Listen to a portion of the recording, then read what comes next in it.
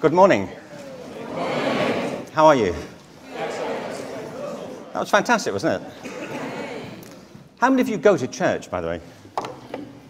Do you? It's interesting, isn't it?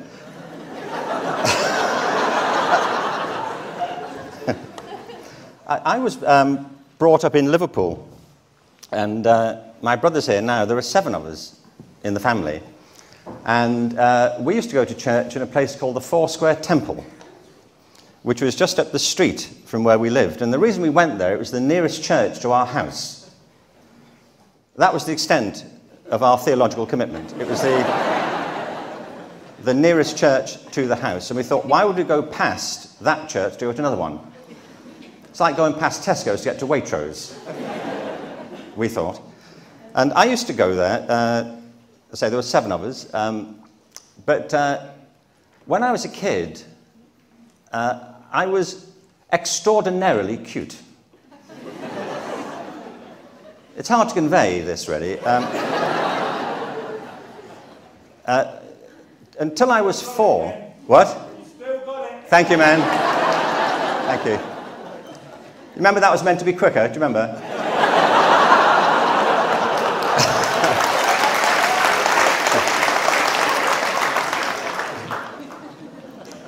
Half price if you're late. No, till I was 4, my dad was convinced that I was going to be a football player.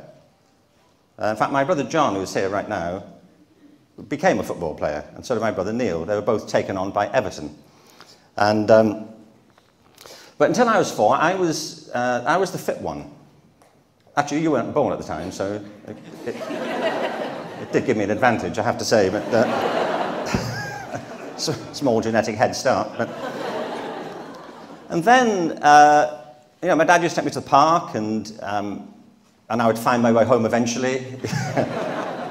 The law was different then. And eventually, he was convinced that I was the one. I was very fast, muscular, very attractive as a child.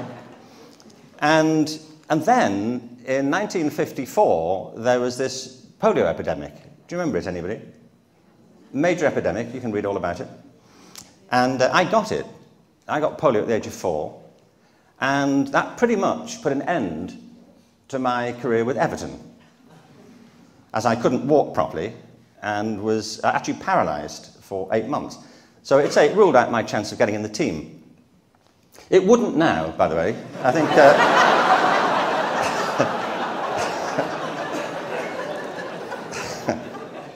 I think there'd be some excitement if I were to put my name forward for Everton at the moment.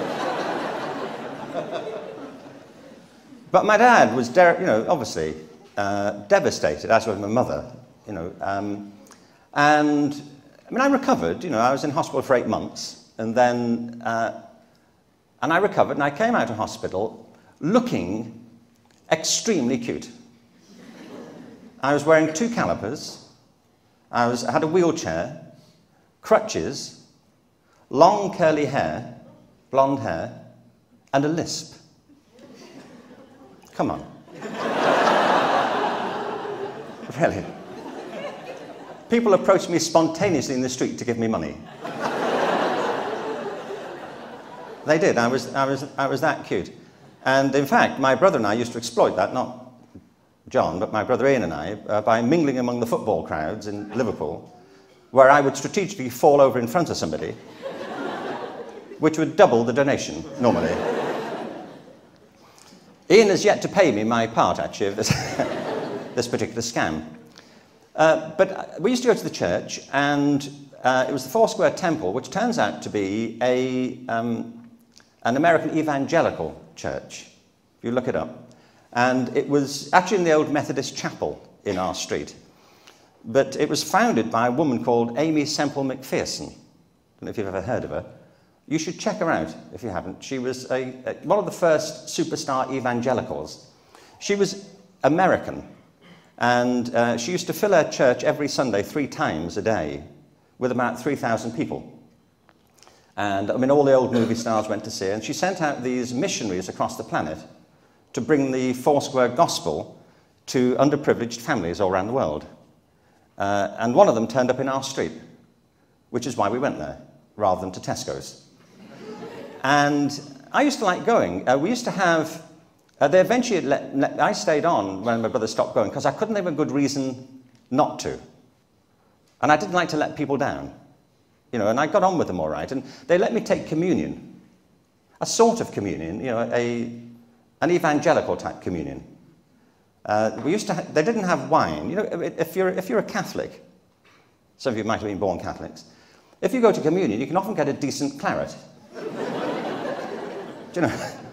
It's worth turning up. You know, you might get a decent vintage. Just a tip: don't gulp all of it. That's just a thought. You know, it tends to disaffect the congregation if you finish the entire cup. But hang on to the priest begging for more of it. It's not a good sign.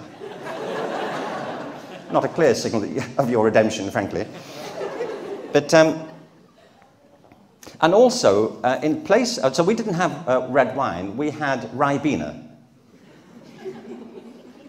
And in place of unleavened bread, we had Nimble. The little squares of Nimble, white Nimble bread. So I formed, you know, a pretty dim view of the Saviour's constitution as a child, frankly. You know, take this, this is my blood. Really? This is my body. Are you certain? You know, you need help. That's all I can tell you. You know, you need urgent medical attendance. But I kept going anyway, and eventually we moved from the area, and I stopped going. But I kept going because I didn't want to let them down. But it became a bit of a drag after a while. The turning point for me was when I was told, I had a chat with one of the teachers in the class in Sunday school, and she got to the point where she said that if you're not saved, you won't go to heaven. If you don't go to church, you won't go to heaven. I said, really? And I was desperately trying to be saved. You know, as a kid, you know, you're lying in bed, because I was told all I had to do was ask.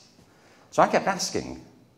And the line was engaged, as far as I could tell. But the turning point was that I said, well, hang on, I had this thought. I thought, hang on, my dad doesn't go to church.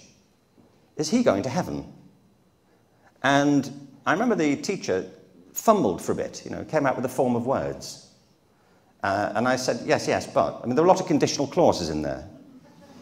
And even at the age of 11, I was suspicious of, you know, of the subjunctive. So I said, yeah, but is he going? Or not? And she said, well, if he doesn't go to church, if he's not saved, no, he won't go to heaven. I said, and therefore, what? So we'll go to hell, she said, you know, after the long night had worn on at this point. But, so I made up my mind at that point. I thought, well, this is either nonsense, or I'm going with him. If it's good enough for him, I want to be there, you know, frankly. Now, I would like to say that my views on religion have matured beyond this point. They haven't, frankly. They haven't. And, which is not to say I do not have a deep interest in spiritual things, which I do, but I've always been, myself, at a distance from organised religions. I'm not recommending that, I'm just saying this was the case. But what happened was that some years later, my mum ran into this teacher in the street. I mean, she wasn't driving a car at the time. She was took her some time to pinpoint her in the middle of the road, but she got her anyway. But wasn't easy. No, but she ran into her and she said, she's a great woman actually. She said to my mum, "How's your Kenneth doing?" And she said, "It was great actually. I was teaching at the University of Warwick at the time." And she said, "He's great. He's teaching at Warwick University." And she said, "You know, he was always a great inspiration to us." And my mum said, "Who? Our Kenneth?" Have we got the right one? And she said, yes. He said, because he kept coming to the church every Sunday. We'd see him struggling down the street in Liverpool on his crutches. And there were months there where we thought we'd have to close the church because of the low congregations. And it was the sight of him turning up every week that kept the place open. And I thought, how ironic is that? Because I was lying in bed of a night praying for it to close.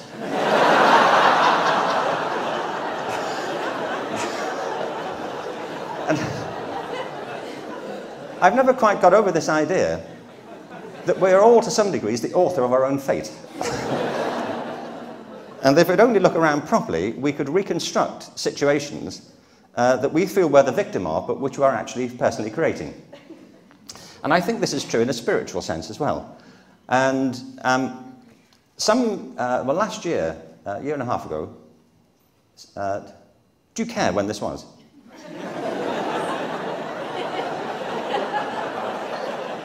How important is it to you that I get this date right? I mean, I can Google it now if it matters.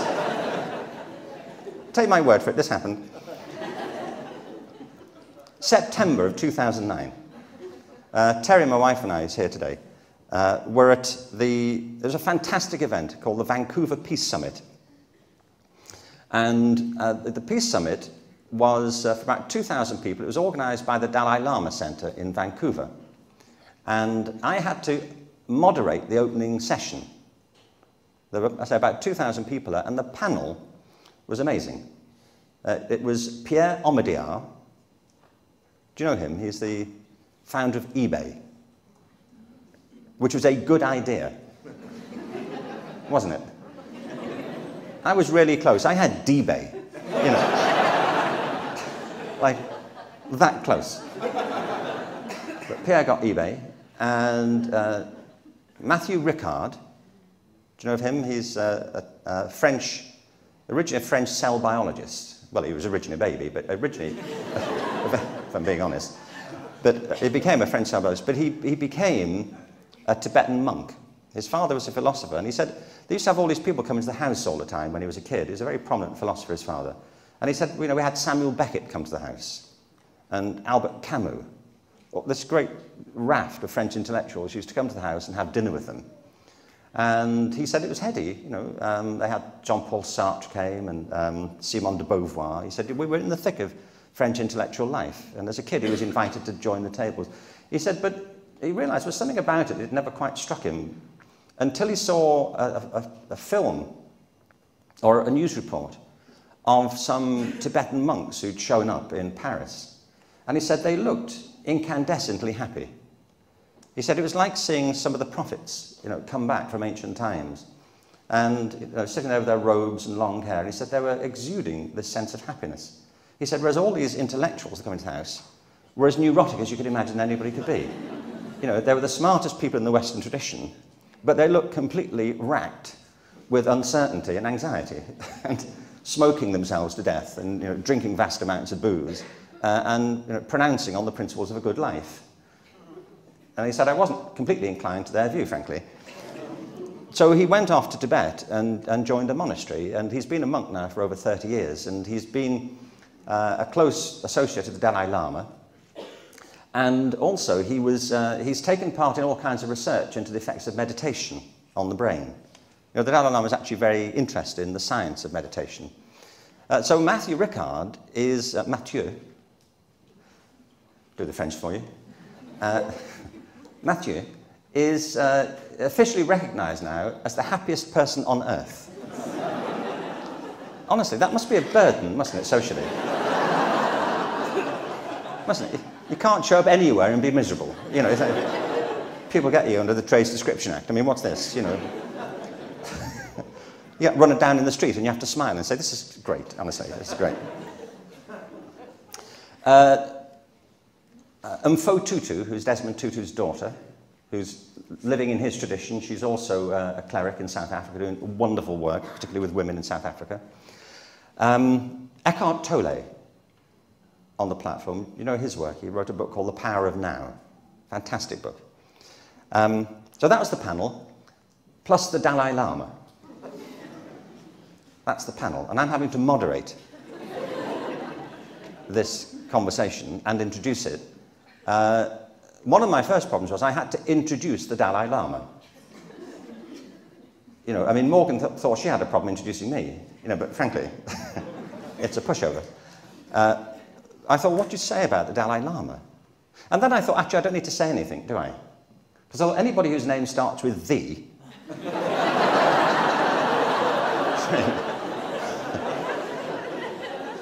you're home and dry, aren't you, really, frankly? If you've managed to sneak the definite article into your name, I think, frankly, you know. Which Dalai Lama will I be introducing? That would be the Dalai Lama. Anyway, we had this, the session was called World Peace through Personal Peace. That was the theme. We had 2,000 people and an hour to sort this one out. And so we were just killing time for the final 20 minutes, frankly. You know. What shall we talk about now, having sorted that one out? But the Dalai Lama said lots of wonderful things. He does. One of the things that happened, he said, somebody asked him a question, not in the session I was moderating, but the one that followed it, but it was being moderated by Mary Robinson. All the sessions were moderated by people called Robinson. It didn't really matter. That was the only qualification. And he's working his way through the alphabet at the moment. He'll retire in about 5 years' time when we get to X's. But somebody asked him a question, and Mary Robinson said, Your Holiness, what do you think of this? And he thought, for about a minute. He kind of leant forward. We all mentally leant forward towards him, all 2,000 of us, thinking this is going to be great. It's the Dalai Lama, She asked him this question, and he paused. And we waited for what we know is going to be something sensational. And then he said, I don't know. Well, we were taken aback. We thought, what do you mean you don't know? I mean, you're the Dalai Lama. I mean, we don't know. But you're supposed to know. But what was wonderful about it was a real moment of permission for the whole room. Because his point was, and he talked a bit about it later on, is that what he said was, I don't know, I haven't thought about that. And his point was that he doesn't want to say he knows things he doesn't know. I just haven't thought about it. I've thought about a lot of stuff. Not that.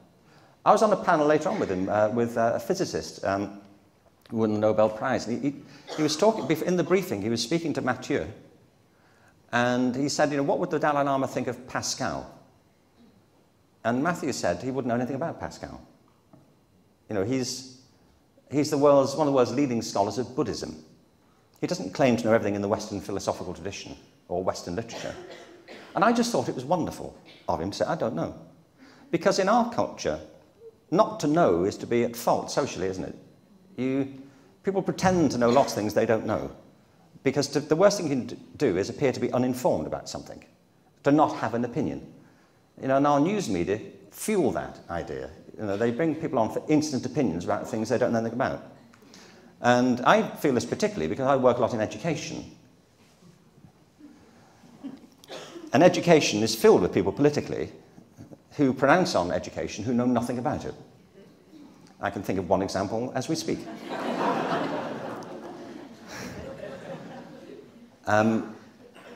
Michael Gove, I'm thinking of, by the way, in case you're wondering what I'm talking about. So I think that's important, that we should know the limits of our knowledge and understand what we don't know, and be willing to explore things we don't know without feeling embarrassed at not knowing about it.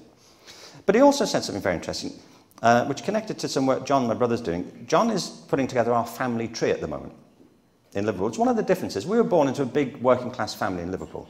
And one of the differences, I think, between working class families and middle class families of long standing is that or upper middle class or aristocratic families in this country, is that people from working class backgrounds often know nothing about their own origins.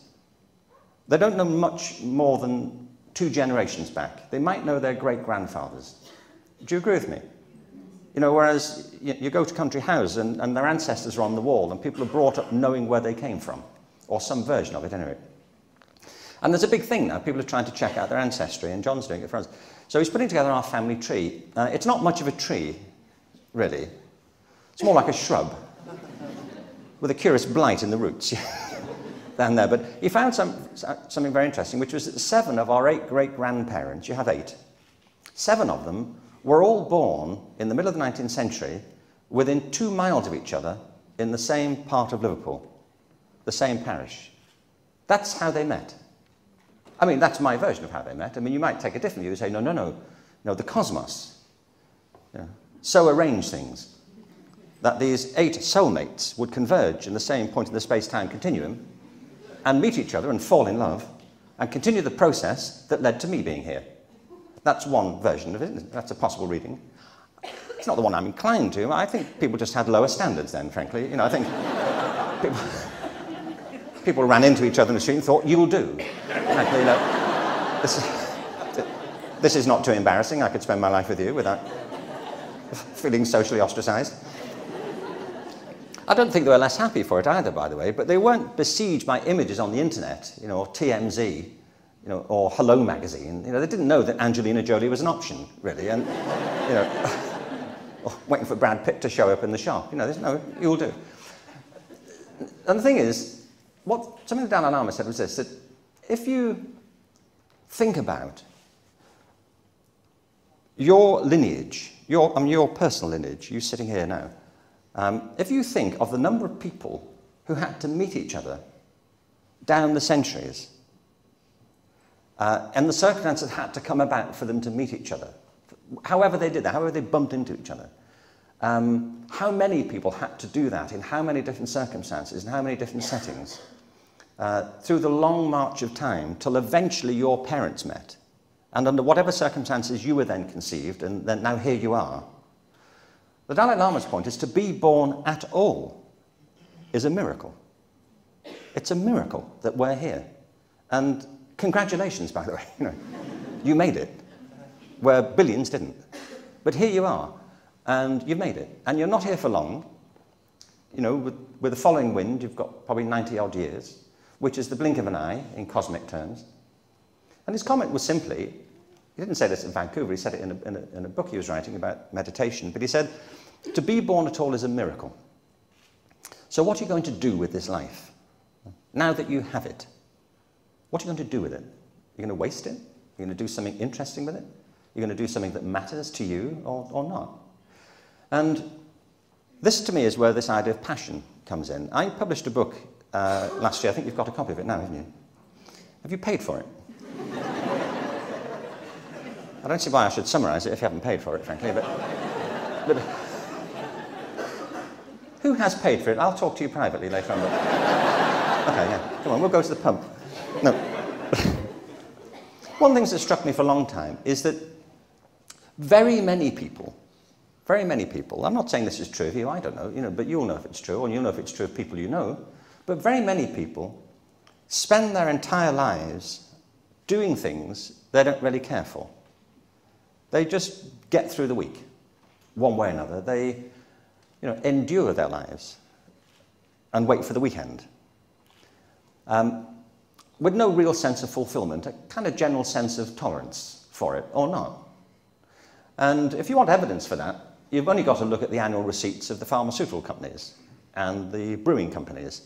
You only have to look at the levels of crime and of disengagement. I think of this as the other climate crisis. You know, we've become used to the idea that there is a crisis in the world's natural resources. There is. I mean, we needn't go into that now, but there was a group of geologists published a report 2 years ago. I mean, senior, well-respected geologists. And they believe that for the past 200 years, geologically, the planet is in a new period called the Anthropocene. And they say that geologists would recognize in the geological record a distinct and new phase since the last ice age. If you just look at the geological record. They mean, for the first time in history, a geological age which has been caused by the activities of human beings, the Anthropocene. And he said you can see that in carbon deposits, in the extinction of species, in the changing constitution of the oceans and of the atmosphere.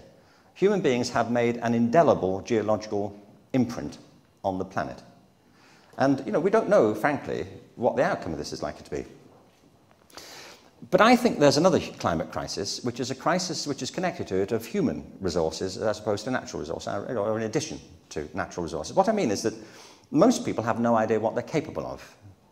No real sense of their talents or their abilities. And very many people therefore conclude they don't have any. You know, there's nothing special about them. And my conviction's always been to the contrary, that we're all born with deep talents and abilities. If you're a human being, it comes with the kit.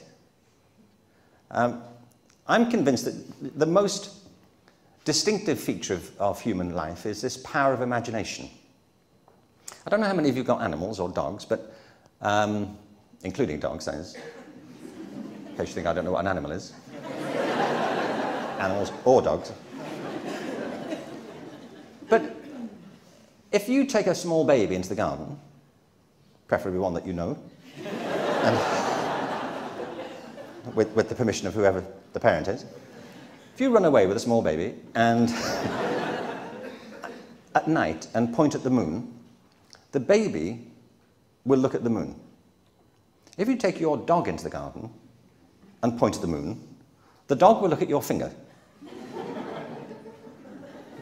with an expression of irritation, in all probability. And the difference is that human beings are born with expansive imaginations and a sense of reference and possibility. We get that. We get that you can mean things. You know, biologically, we're probably evolving at the same rate as every other species on Earth. But culturally, we're in a completely different category. I mean, if you have a dog, you know that culturally, they're not changing much, are they? Are they? Not really. I mean, if you don't have to keep checking in with dogs, do you, to see what's new? You know, like, what's the latest thing with you people? You know, what are you up to now? Pretty much what we're always doing, honestly. It's, would you excuse me while I urinate on this tree? We've got past that, haven't we, on the whole? Well, speaking personally, I can say. But with human beings, there's always something new. We're always on to something, because we have not just this power of imagination, but what flows from it, which is the power of creativity, the ability to produce things, to make new things. And we're all born with that. Like we're born with the power of language and the power of thought. It comes with the kit. But some people discover their unique and individual abilities, and some don't. And those who don't often conclude they don't have any.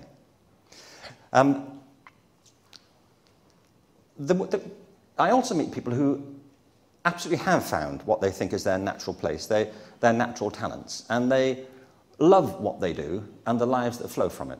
They are, to use that expression, they're in their element. To be in the element, being in your element is two things, at least. One of them is you're doing something for which you have a natural capacity. Now, you get it. One of the people I included in the book is a guy called Terence Tao, and I mentioned him because he's particularly gifted in something I'm not good at, which is mathematics. Terence is a mathematician. He works at UCLA in Los Angeles. When I say he's a mathematician, he's actually probably the most accomplished mathematician on the planet. He's known as the Mozart of math. There's no S in mathematics in America, as you know. You'd think it would be plural since it was mathematics, wouldn't you? But anyway. Terence, when he was 3, taught himself to read by watching Sesame Street. So he has a rather curious accent. That's a consequence. At the age of 4, he was doing double-digit equations, which I still can't do. At the age of 8, he took a college entrance math exam and got 98%. At the age of 20, he got his PhD in pure mathematics. And at the age of 30, he was awarded the Fields Medal for Mathematics, which is the equivalent of the Nobel Prize. It's reasonable to say, isn't it, that Terence gets math, isn't it? I think Terence has got the hang of this, frankly. He has a natural aptitude for it. Somebody else I included in the book was a woman called Ava Lawrence. I don't know if you've heard of Ava Lawrence. Ava Lawrence, I met her on a plane. And I don't think I've told Terry about this yet, but anyway. As we're in a public place, I feel fairly secure now. And it helps to talk, doesn't it? Actually, truthfully, I never speak to people on aeroplanes. I fly a lot and I never speak to people on aeroplanes if I can possibly avoid it. Because you get trapped. You know what I mean? You're on a plane for 6 hours and you get trapped with a perfect stranger. And it may or may not be interesting. And what if it's not? You know, I mean, I don't mind talking to people when the plane lands. When we're taxiing to the terminal. I would much rather regret the 6-hour conversation we didn't have. Just mean, than the one I had to put up with. I was on a flight a year or so ago to Hong Kong from Los Angeles, and it's a 14-hour flight. And as the plane was boarding, they hadn't closed the door yet. The guy next to me, you could tell he was bursting for a conversation. You can tell people fidget, don't they? And they kind of clear their throat and look at you, and you think, he's going to ask me a question. And I'm doing everything I can to appear socially unappealing. You know. And I thought, what's his line going to be? What's his great opening going to be? And it came, as the people were still boarding. He turned to me, he said, so, you going to Hong Kong?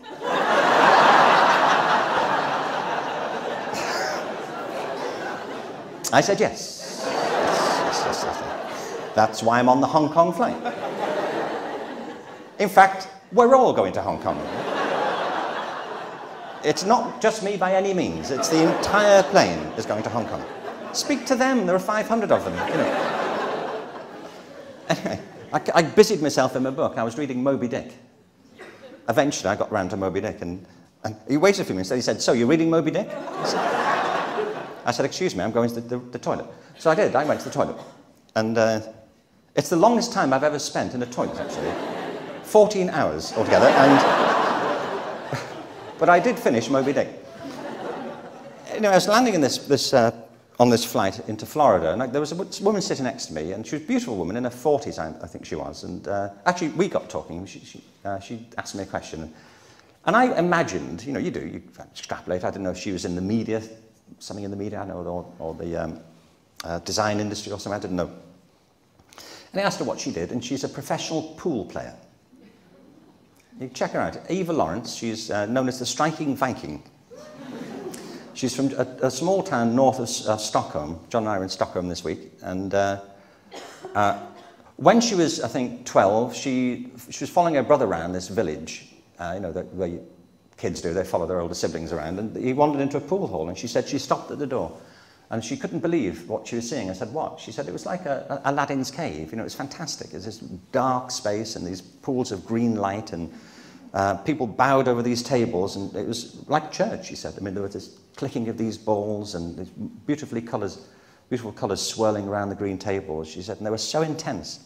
And she said she sat there entranced for about 2 hours, and she worked out what they were doing, that they had to get the balls down in a particular sequence. And then she said the real breakthrough was I realised I had to use the white ball to do it. She said it was unbelievable. And so she started going regularly, and she got the permission of her parents to go, and she went every evening. In fact, they knew the guy who ran the pool hall, so he let her use the office at the back to do her homework after school, then she could practice for a couple of hours. Anyway, she went on to be the local champion. She took part in the regional championships. She became Swedish national champion, women's champion. She took part in the European champions and won those, and then she moved to America, this is years later, in her early 20s, to the World Championships, where she lost. And she said, I was kind of relieved in a way, because I thought the world's number one would be a lot better than I was, and she was. Anyway, she set up then the first women's pool league, which is now an international thing. She runs tournaments, she gives master classes, she's written books, she had her own TV show. She loves it. And she said, you know, when I go to the pool table, I don't know, I couldn't tell you if I'd been there for 20 minutes or 3 hours. I got so lost in it. She said, the interesting thing to me was, I couldn't stand geometry at school. I had a particular thing about geometry, I couldn't stand it. I couldn't get my head around it. She said, but pool is all geometry. When the balls move, you just see new angles opening up and new shapes. She said, I actually use pool now to teach children geometry, the thing I didn't like. And one of the ways you know that you're in your element is that your sense of time changes. You know, if you're doing things you don't like, an hour, 5 minutes feels like an hour. But if you're doing things you love to do, an hour feels like 5 minutes. And this is the other element, so to speak, of the element. One of them is aptitude, but the other is passion. It's not enough to be good at something to be in your element. I know lots of people who do things they're good at that they don't like. They're just good at it. One of the, I published a book in the early 80s called The Arts in Schools. I don't know if any of you know this book, but it was with the Gulbenkian Foundation. We had a brilliant editor on the book called Millicent. And I asked her one day over lunch, I said, how long have you been an editor? She said, about 5 years now. Well, she was in her late 30s at that point. So I said, well, what were you doing before? She said, I was a concert pianist. I said, well, what happened? Bit of a segue, isn't it?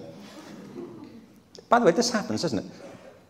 We're being brought up with this idea that life is linear, haven't we? This is an idea that's perpetuated when you come to write your CV. You know, that you set out your life in a series of dates and achievements in a linear way, you know, as if your whole existence has progressed in an ordered, structured way to bring you to this current interview that you're having at the moment.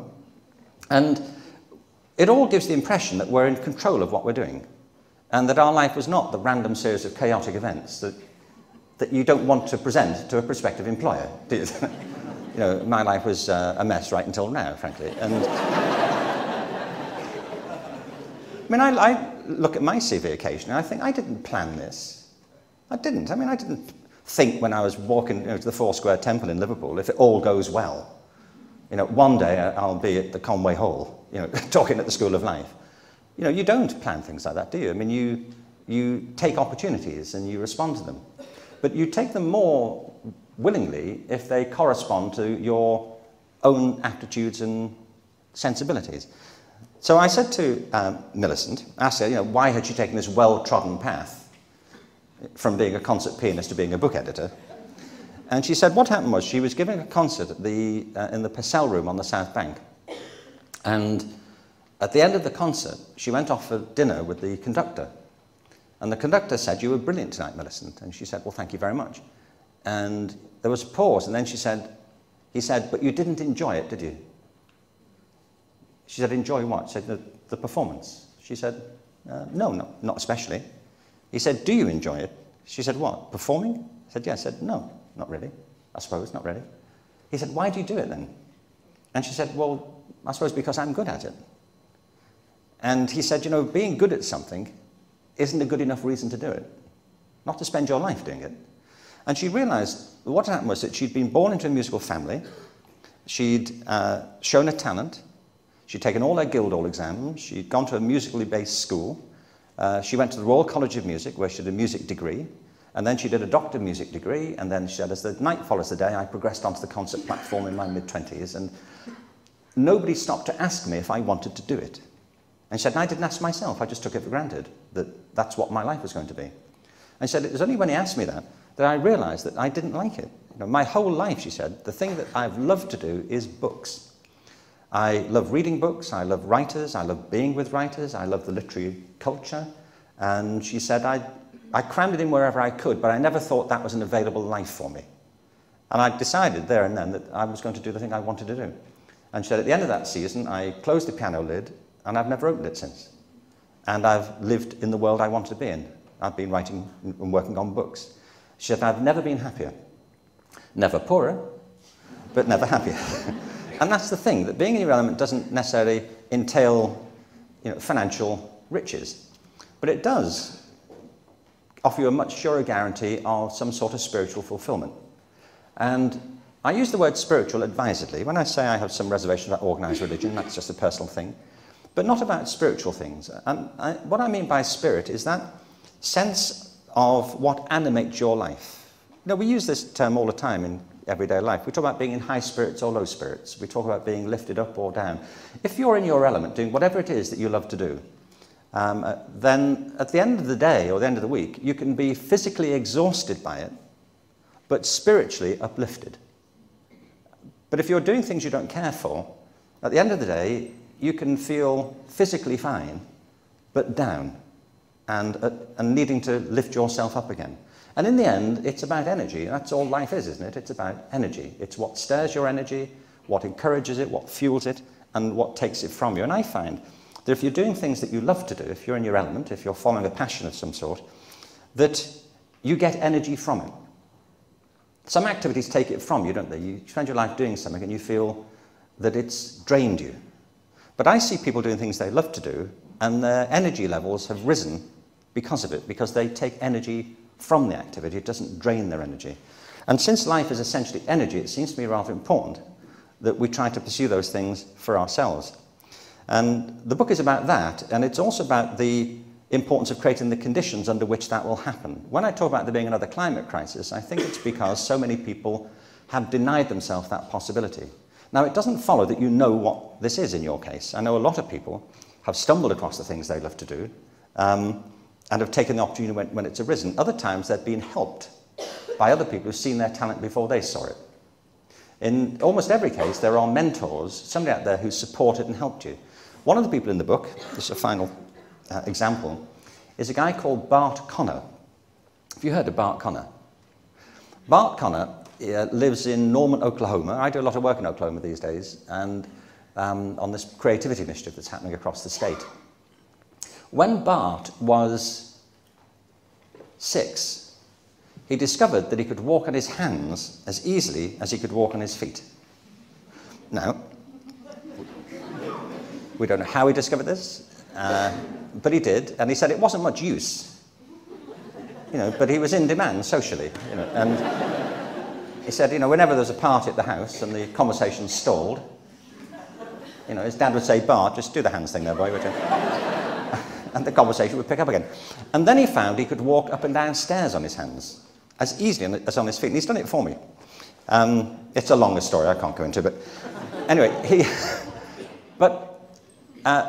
nobody thought much about this. It was just Bart's party trick. But his mother did. And when he was 8, he said his mother spoke to the school he was at, and with the school's permission, took him downtown in Morton Grove, Illinois, to the local gymnastics center. And he said, I'll never forget the feeling when I walked into this gymnasium. I said, why? He said it was like a mixture of Santa's Grotto and Disneyland. I said, really? He said, yes, it was intoxicating. Intoxicating. I said, why? What way? He said, well, there were wall bars, there were ropes, there were trampolines, mats. So it was intoxicating. Well, is that how you feel when you walk into a gymnasium? Is it? Looking around, not everybody, I feel, has this feeling of finding it intoxicating. I don't find it intoxicating to go to a gymnasium. On the contrary, I need to get intoxicated if I get within 50 yards of a gymnasium. Anyway, he went in and he started going every day because it was something he could do and he loved it. 10 years later, he walked onto the mat at the Montreal Olympics, representing the United States in the male gymnastics squad. He went on to be the most decorated male gymnast in American history. He lives now in Norman, Oklahoma. He's married to Nadia Comaneci. Do you remember her? She was the first perfect 10 in women's gymnastics. They have a wonderful little boy called Dylan, after Bob Dylan. Why not Bob?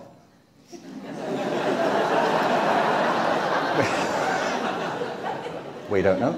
It's what comes of spending your life upside down, probably. But anyway, he and Nadia have their own gymnastics centre. They're leading members of the world's Special Olympics movement. So between them, they've helped to liberate the gymnastic capabilities of thousands and thousands of athletes with special needs. Now, just 2 quick points about this. The first is that Bart's mother could have said to Bart, stop it with the hands thing. Could she? When he was 6, like, we get it. We get it. You can do it. Now get over it. And get on with your homework. Do what you're meant to do. But she didn't. She encouraged him. And because of that, he went on to have this extraordinary life. But the other point is that even though she encouraged him, she couldn't have known the journey he was about to take.